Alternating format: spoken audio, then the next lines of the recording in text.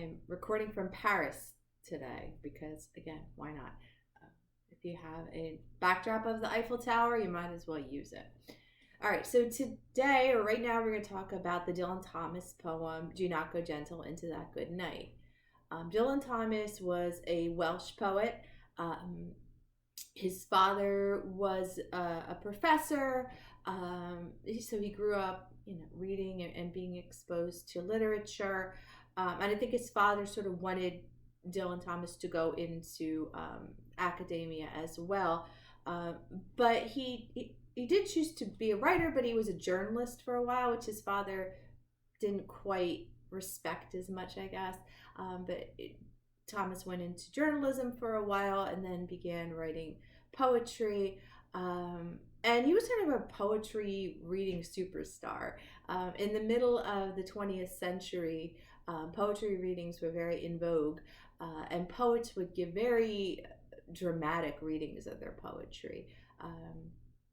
Sort of an elevated form of reading, and Dylan Thomas was really good at that. He had a very deep and powerful voice. There's a link below here so that you can hear Thomas reading his own poem. I highly recommend that you listen to that.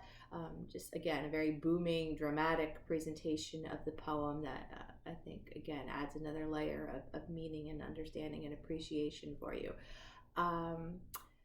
But at the same time that his poetry career was really taking off and he was traveling around the world giving readings, his personal life was kind of a mess. He was married to an actress, Catherine McNamara, who had a very strong personality, and she also had a very strong personality, and they also both had a very serious drinking problem. So their marriage was just, it was a hot mess. A lot of drinking, a lot of violence, a lot of infidelity, a lot of drama, and his health was not good either. So, and when he was 39 years old, I believe, sometimes I need to fact check before I start lecturing, but I believe he was 39 years old, and he was actually giving a reading in the United States, and like I said, his health wasn't good. And he did not take very good care of his body, and he became ill, and he passed away at the age of 39. So, he has a legacy, but he left us too young. So this poem, Do Not Go Gentle into the Good Night, as you can probably tell, was written when his father was on his deathbed. And Dylan Thomas was writing to him. This poem is a form poem. It's a tight form of a poem. You may have heard of sonnets or haikus or things like that. This form of poetry is called a villanelle, and it's a really difficult type of poem to write. You could see it has a strict rhyme pattern. It has 5 stanzas that are each 3 lines long, and those first 5 stanzas all have to be rhyming A, B, A. And then the last stanza of the poem is 4 lines. There are certain certain lines that need to be repeated at certain intervals throughout the poem. It's a really difficult form to work with. There's a lot of rules to it, and it's a very tight structure. So I want you to think about that a little bit. This poem was about one of the most emotional times of his life. He was losing his father. He loved his father deeply. I think he may have felt that he didn't always live up to his father's expectations. I think a lot of times when you're writing about something really emotionally charged, it's sometimes better to try to contain that in some way.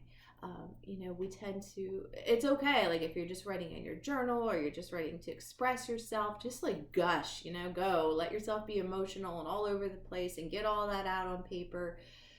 But then if you're trying to turn it into some sort of art form, a poem or a song or a painting or whatever it may be, sometimes you really need to give it a tight shape, to kind of take all that emotion and like spiraling and to give it form.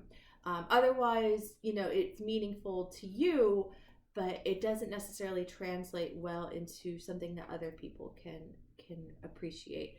And it's also just hard to do. It's hard to write something that is meaningful and expressive when your thoughts are all over the place. So I think that Dylan Thomas chose a really difficult structure for his poem to give it shape, to take thoughts that were sort of shapeless and to put them together into something like a nice little box that he could sort of make sense of at the end of the day. The message behind the poem is pretty obvious. Well, I should say that, but one of the messages of the poem, I think, rises to the surface. Do not go gentle into that good night. Over and over again, he tells his father that. And it's sort of interesting because it might be sort of the antithesis of what we typically think of. If somebody has been sick or suffering, a lot of times what we'll say to them is, it's okay to let go. We want them, as much as we know that we don't want to lose a loved one, we also want them to know that we'll be okay and that they can, escape suffering or pain or whatever it might be. But Dylan Thomas is saying, do not go gentle into that good night. Don't just slip away without some sort of a fight. Hold on to life as long and hard as you can. And again, I said before that poems about fathers tend to really differ, I think, in tone and emotion than we would write to our mothers. I think, again, that sort of poem might have been softer and maybe might have been more like it's okay to let go. But fathers, we want them to be strong, even in their weakest moments. We want them to sort of be our bedrock. And so, even in these last moments when Thomas is with his father, he's saying, rage against the dying of the light, give it a good fight until the very last minute when you simply can't fight anymore.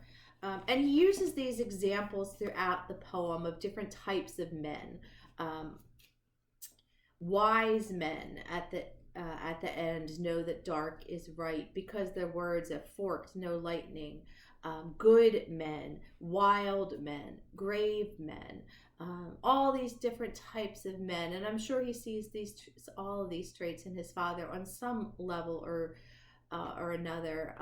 But he explains why, good men and wild men who, they don't want to leave the world without a fight. Serious men, are going to, take these last minutes seriously and live for that moment. Wise men, know that they have to fight against the dying of the light, etc. So it's repeated and repeated and repeated too. And I think that's another aspect of this poem that might have appealed to Dylan Thomas was the over and over again addressing why his father needs to stay with him or to fight or to resist the light. Again, when you're in an emotional time, I think you sort of repeat yourself, and I think that sort of was helping him to work through it all. Do not go gentle. Rage against the dying of the light. I think a lot of that rage was more Thomas himself, raging against his father going towards the light more so than his father himself, not wanting that last light to go out. So then in the last stanza, after addressing or speaking about all these different types of men, he directly addresses his father. And again, the tone at the end sort of changes a little bit. And you, my father, there on sad height, curse, bless me now with your fierce tears. Those last tears, those last moments are both a curse and a blessing to Thomas. And I like that juxtaposition of those two words next to each other. Curse, bless me now, I pray. So there's a bit of acceptance there maybe in those first two lines of that stanza, but then again, they're repeated. Do not go gentle into that good night. Rage against the dying of the light. I hope that you were able to appreciate both the the powerful message and the grief and all the other things that Dylan Thomas put into this poem. The personal anguish and then the universality of it, that we can all sort of relate to these mixed feelings you would have losing a loved one, and then also appreciate simply the fact that he was able to take all of these thoughts and all of these swirling feelings, and create, you know, a really, like I said, a difficult poem to write. And it is, you know, no word can be in the wrong place, no word can be the wrong word. Everything about this poem, from you know, the word choices to the syllable count to the repetition, like it's all very difficult, you know. And so appreciate the artistry that went into the creation of this poem as well. So let me hear what you think about the poem. You know, was the structure of the poem, did that affect your reading in any way? Did it make it more or less powerful in any way?